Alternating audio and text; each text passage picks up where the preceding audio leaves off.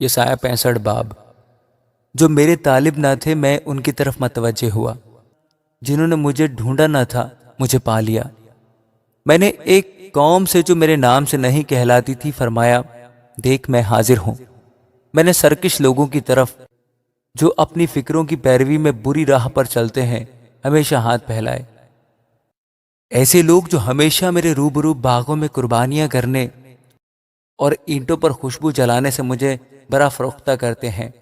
جو قبروں میں بیٹھتے اور پوشیدہ جگہوں میں رات کاٹتے اور سور کا گوشت کھاتے ہیں، اور جن کے برتنوں میں نفرتی چیزوں کا شوربہ موجود ہے، جو کہتے ہیں تو الگ ہی کھڑا رہ، میرے نزدیک نہ آ، کیونکہ میں تجھ سے زیادہ پاک ہوں۔ یہ میری ناک میں دھوئیں کی مانند اور دن بھر جلنے والی آگ کی طرح ہے۔ دیکھو میرے آگے یہ قلم بند ہوا ہے، پس میں خاموش نہ رہوں گا بلکہ بدلہ دوں گا۔ خداوند فرماتا ہے، ہاں ان کی گود میں ڈال دوں گا، تمہاری اور تمہارے باپ دادا کی بد کرداری کا بدلہ اکٹھا دوں گا، جو پہاڑوں پر خوشبو جلاتے اور ٹیلوں پر میری تکفیر کرتے تھے، پس میں پہلے ان کے کاموں کو ان کی گود میں ناپ کر دوں گا۔ خداوند یوں فرماتا ہے کہ جس طرح شیرہ خوشہ انگور میں موجود ہے اور کوئی کہے اسے خراب نہ کر کیونکہ اس میں برکت ہے، اسی طرح میں اپنے بندوں کی خاطر کروں گا تاکہ ان سب کو ہلاک نہ کروں، اور میں یعقوب میں سے ایک نسل اور یہودا میں سے اپنے کوہستان کا وارث برپا کروں گا، اور میرے برگزیدہ لوگ اس کے وارث ہوں گے، اور میرے بندے وہاں بسیں گے، اور شارون گلوں کا گھر ہوگا اور عقور کی وادی بیلوں کے بیٹھنے کا مقام، میرے ان لوگوں کے لیے جو میرے طالب ہوئے۔ لیکن تم جو خداوند کو ترک کرتے اور اس کے کوہ مقدس کو فراموش کرتے اور مشتری کے لیے دسترخوان چنتے اور زہرہ کے لیے شراب ممزوج کا جام پر کرتے ہو،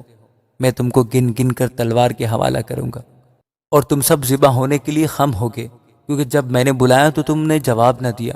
جب میں نے کلام کیا تو تم نے نہ سنا، بلکہ تم نے وہی کیا جو میری نظر میں برا تھا، اور وہ چیز پسند کی جس سے میں خوش نہ تھا۔ اس لیے خداوند خدا یوں فرماتا ہے کہ دیکھو میرے بندے کھائیں گے پر تم بھوکے رہو گے، میرے بندے پیئیں گے پر تم پیاسے رہو گے، میرے بندے شادمان ہوں گے پر تم شرمندہ ہوگے، اور میرے بندے دل کی خوشی سے گائیں گے پر تم دل گیری کے سبب سے نالہ ہوں گے، اور جان کا ہی سے واویلا کرو گے، اور تم اپنا نام میرے برگزیدوں کی لعنت کے لیے چھوڑ جاؤ گے۔ خداوند خدا تم کو قتل کرے گا اور اپنے بندوں کو ایک دوسرے نام سے بلائے گا، یہاں تک کہ جو کوئی روئے زمین پر اپنے لیے دعائے خیر کرے خدائے برحق کے نام سے کرے گا، اور جو کوئی زمین میں قسم کھائے خدائے برحق کے نام سے کھائے گا، کیونکہ گزشتہ مصیبتیں فراموش ہو گئیں اور وہ میری آنکھوں سے پوشیدہ ہیں۔ کیونکہ دیکھو میں نئے آسمان اور نئی زمین کو پیدا کرتا ہوں، اور پہلی چیزوں کا پھر ذکر نہ ہوگا اور وہ خیال میں نہ آئیں گی، بلکہ تم میری اسی نئی خلقت سے ابدی خوشی اور شادمانی کرو۔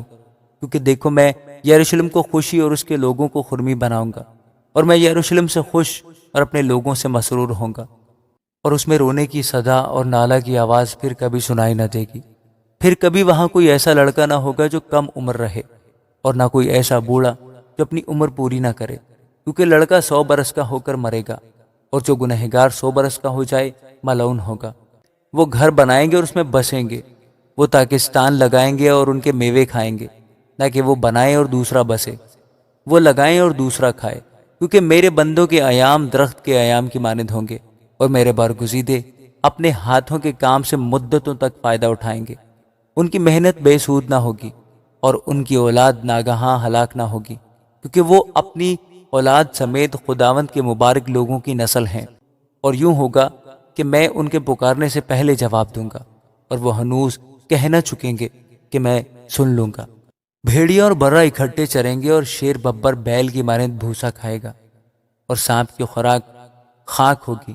وہ میرے کوہ مقدس پر نہ ضرر پہنچائیں گے نہ ہلاک کریں گے، خداوند فرماتا ہے۔ آمین۔